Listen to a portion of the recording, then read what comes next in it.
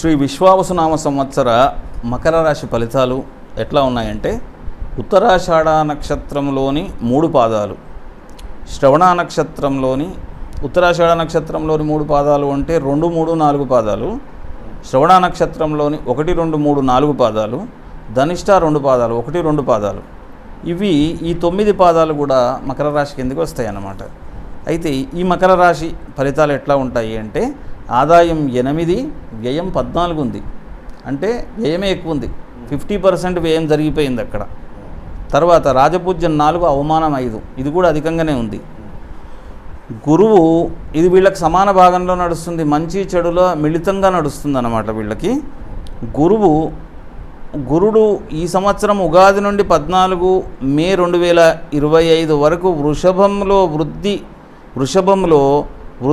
వృత్తి ఉద్యోగ రంగంలో కోరుకున్న అభివృద్ధి ఉంటుంది వీళ్ళకు. తర్వాత ఆకస్మిక ధనలాభాన్ని పొందడం ఫస్ట్ స్టేజ్లో బాగుంది వీళ్ళకు. కుటుంబ సౌఖ్యం సంపూర్ణంగా ఉంటుంది. ఫస్ట్ అట్లా ఉంది, తర్వాత చెడిపోయింది అని అంటే ఇది ఒక జీవన విధానం. ఈ జీవన విధానంలో ఒకసారి మంచిగా ఉంటుంది, ఒకసారి చెడ్డగా ఉంటుంది, ఒకసారి మంచిగా ఉంటుంది. ఎట్లా ఉంటుందంటే సమానంగా జరిగిపోదు ఏది, ఒకసారి మంచి ఒకసారి చెడ్డ అట్లా జరుగుతుంటుంది అన్నమాట.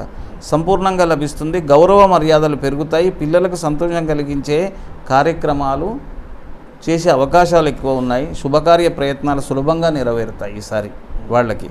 తర్వాత 15 మే 2025 నుండి 19/10/25 వరకు, తిరిగి 6/12/25 నుండి వత్సరాంతం వరకు మిథునంలో ముఖ్యమైన వ్యక్తులను కలిసే అవకాశాలు ఎక్కువగా ఉన్నాయి. ఆకస్మిక భయాందోళనలకు దూరంగా ఉండడం చాలా మంచిది. రుణ ప్రయత్నాలు ఆలస్యంగా ఫలించడమే మంచిది, లేకుండా రుణ ప్రయత్నాలు ఫెయిల్ అవ్వడమే మంచిది. వీళ్ళకి రుణ ప్రయత్నాలు చేయకూడదు, రుణాలు తీసుకోకూడదు. కుటుంబంలో మనశ్శాంతి లోపిస్తుంది. దానివల్ల రుణాలు చేయడం వల్ల కుటుంబంలో మనశ్శాంతి లోపిస్తుంది. బంధుమిత్రాదులతో వైరమును ఏర్పడకుండా చూసుకోవడం చాలా అవసరము. రహస్య శత్రుబాధలు ఉండే అవకాశం ఉన్నది. రహస్య శత్రుబాధలు అంటే ఎవరు? ఇప్పుడు మనం వేరే రాశికి చెప్పుకున్నట్టుగా మీ ముందట ఒక రకంగా మాట్లాడి మీరు మంచోళ్ళని మిమ్మల్ని పొగిడి, తర్వాత మీ చాటుకు మిమ్మల్ని దూషించే వాళ్ళను రహస్య శత్రువులు అంటారు. అనుకుందాం, అట్లనే అనుకుందాం మనం. ఆ రహస్య శత్రు బాధలు ఉంటాయి అన్నమాట. డైరెక్ట్ వచ్చి మాట్లాడరు వాళ్ళంతా, నీ వెనకాల మాట్లాడేవాళ్ళు వాళ్ళంతా. వీళ్ళంతా ఎవరు అంటే ప్రియమైన శత్రువులు అంటారు వీళ్ళని.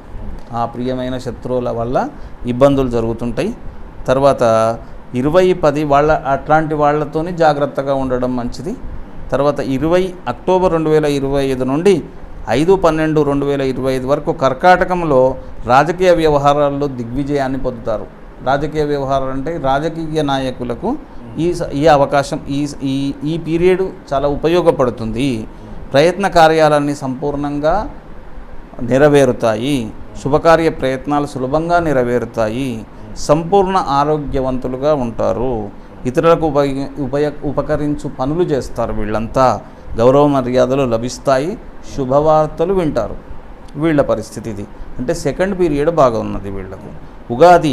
శని ఉగాది నుండి వత్సరాంతం వరకు మీనంలో కుటుంబం అంతా సంతోషంగా ఉంటారు. గతంలో వాయిదాలు వేసిన పనులన్నీ నెరవేరుతాయి. సంపూర్ణ ఆరోగ్యం ఏర్పడుతుంది. తిననివాసం ఉంటుంది. వ్యవసాయ మూలకంగా లాభాలను పొందుతారు. ప్రయత్నాలన్నీ నెరవేరుతాయి వీళ్ళకి శుభంగానే ఉంటుంది. కానీ ఆరోగ్య విషయంలో కొద్దిగా జాగ్రత్తగా ఉండడం మంచిది. వీళ్ళు మృత్యుంజయ జపం చేసుకోవాలి, మృత్యుంజయ హోమం చేసుకోవాలి. వీళ్ళు 60 సంవత్సరాలు దాటిన మకర రాశి వాళ్ళు ఎవరన్నా ఉంటే వీళ్ళు మృత్యుంజయ హోమము, మృత్యుంజయ జపాలు చేసుకోవడం చాలా ఉత్తమమైన పద్ధతి. అది చేసుకొని కూష్మాండ దానం చేసుకోవాలి. అది వాళ్ళకి ఏదో అవుతుందని కాదు నేను చెప్పేది, వాళ్ళకి ఏం కాదు. కాకపోతే ఏంటి అంటే ఏం కాకుండా ఉండాలి, సంతోషంగా ఉండి దైవ కార్యాలు చేయాలి.